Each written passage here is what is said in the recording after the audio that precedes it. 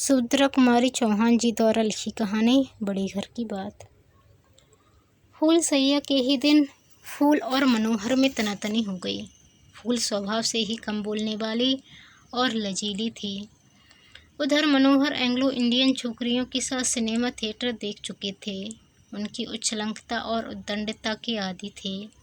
वे सपना देख रहे थे कि उनके कमरे में पैर रखते ही नववधू मुस्कुराती हुई हेलो डार्लिंग कहकर उन्हें बिठाएगी, उनसे घुल घुल कर प्रेम की बातें करेगी और उन्हें जबरन अपने पास बिठाए रखेगी। वे उठना चाहेंगे तो वह उठने ना देगी, लच्छेदार बातों से उन्हें उलझा रखेगी। घड़ी के जाते हुए समय को एनिमी दुश्मन कहकर अफसोस करेगी। ये आशाएं उन्होंने नववधू से इसलिए की थीं कि वह मैट्रिक पास थी और उसने अपने छोटे से जीवन के अधिकांश दिन बोर्डिंग हाउस में ही बिताए थे। जिस समय मनोहर फूलों का हार गले में डाले इतर से बसे बसाए अपने कमरे में आए, नववधू फूल लैंप के पास खड़ी चुपचाप एक पुस्तक के पन्ने उलट रही थी। किसी अज्ञात आशंका से वह रह रहकर कांप से उठती थी। उसके पति होते हुए भी मनोहर आज तो उसके लिए परपुरुष ही थे। उनसे कैसे बोलूँगी, क्या कहूँगी, कहीं कोई भी बेवकूफ़ी ना हो जाए। फूल मन ही मन बहुत घबरा रही थी। अचानक किसी के हल्के पैरों की आहट होते ही वह पुस्तक छोड़कर एक कोने में सिमटकर खड़ी हो गई। मनोहर बाबू अपना यह अपमान ना सह सके। एक क्षण तो वह चुपचाप खड़े रहे, फिर तिरस्कार भरे स्वर में बोले, क्या स्कूल और घर में यही शिक्षा मिली है कि आए हुए पति की तरफ पीठ करके खड़ी हो जाओ? फूल सिहर उठी किंतु कुछ बोली नहीं। मनोहर का पारा और गर्म हो गया। कठोर स्वर में बोले, मैंने तो समझा था पढ़ी लिखी है तो कुछ अक्ल भी होगी, लेकिन वही गवार की गवार। इस पर भी जब वह कुछ न बोली तो वह झल्लाए हुए उठे और फूल का घूंघट जोर से पीछे से खींच लिया। रेशमी साड़ी थी, मुँह के साथ उसका सिर भी खुल गया, पल्ला पीठ पर आ रहा। फूल बोली तो कुछ भी नहीं, मगर फौरन ही अपना सिर ढककर कमरे से बाहर हो गई। मनोहर गुस्से से शक्ल चुड़ैलों के, नखरे परियों के कहते कहते सीढ़ियों से नीचे उतर गए। फूल चुपचाप आंसू बहाती हुई खड़ी रही। अचानक मनोहर को बाहर जाते देख उनकी बहन यशोदा ने आकर पूछा, क्या हुआ भौजी, भैया क्यों चला गया? फूल ने कोई उत्तर न दिया। वह अपनी ननंद से, जो उसकी सास की जगह पर थी, कुछ सहानुभूति की आशा रखती थी, मगर यहाँ उल्टा ही हुआ। यशोदा ने फूल को झकझोर कर कहा, बोलती क्यों नहीं चंडालिन? दो बात भैया से कर लेती तो क्या तेरी जवान घिस जाती?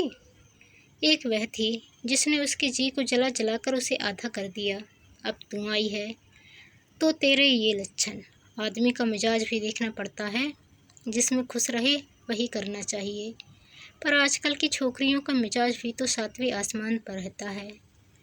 फूल आंसू बहाती रही। ननंद की बातों का भी उसने कोई जवाब न दिया।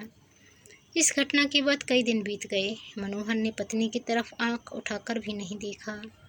वे अपने राग रंग में मस्त थे। विवाह तो उनकी बहन ने जबरदस्ती करवाया था। पहली स्त्री से एक बच्चा था।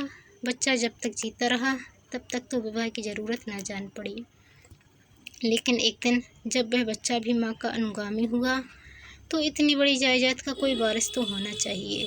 इस ख्याल से यशोदा ने भाई के सामने रो धोकर उन्हें ज़बरदस्ती विवाह के लिए मजबूर किया। यशोदा विधवा थी, यह सब जायदाद भी उसी की थी। मनोहर को 6 महीने की उम्र से पाला था।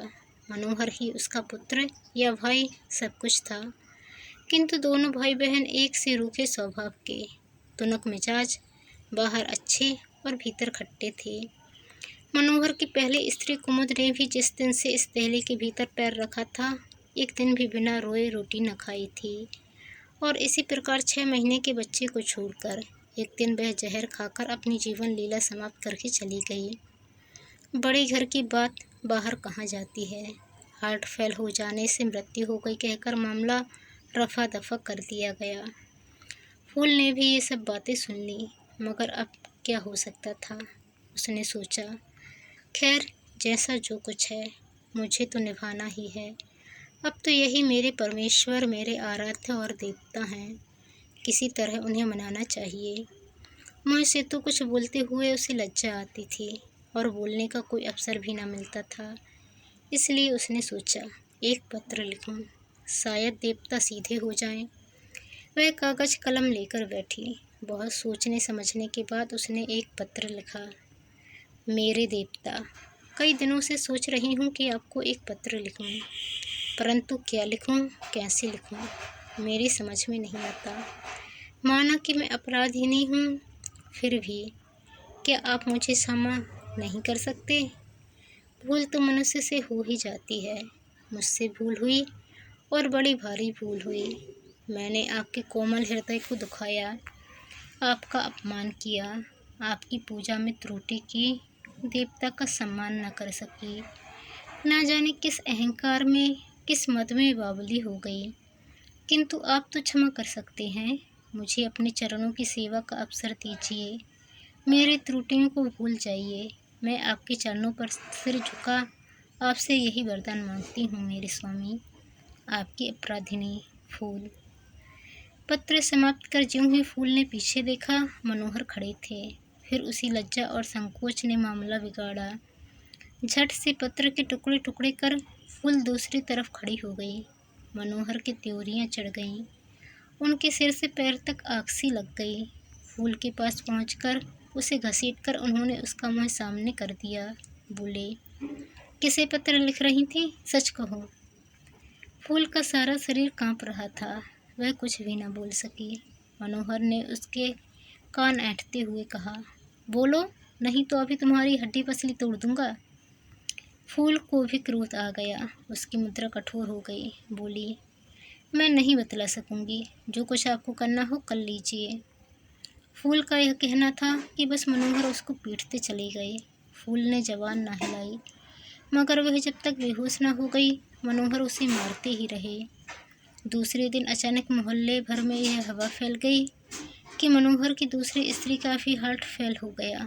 अर्थी के साथ बहुत से लोग थे जो असली वाक़ये से वाकिफ थे, मगर शहर के इतने बड़े और पायदेदार आदमी के खिलाफ जबान खोलने की किसकी हिम्मत थी।